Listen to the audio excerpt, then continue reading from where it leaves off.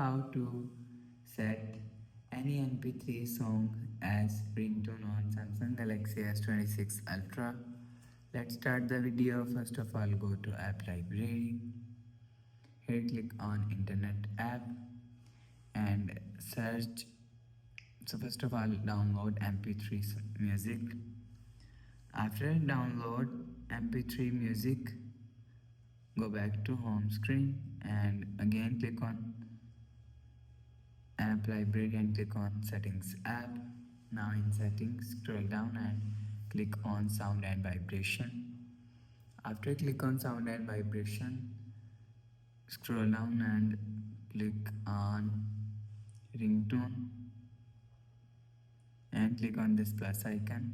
So your all trackers list is song list is showing here. So you will select albums, folders, trackers. After select, I will select trackers and select song. After select song, click on done and you will see. After selecting, go back to home screen. So that's how you can set any MP3 song as ringtone on Samsung Galaxy S26 Ultra. If you like the video, please subscribe. Thanks for watching.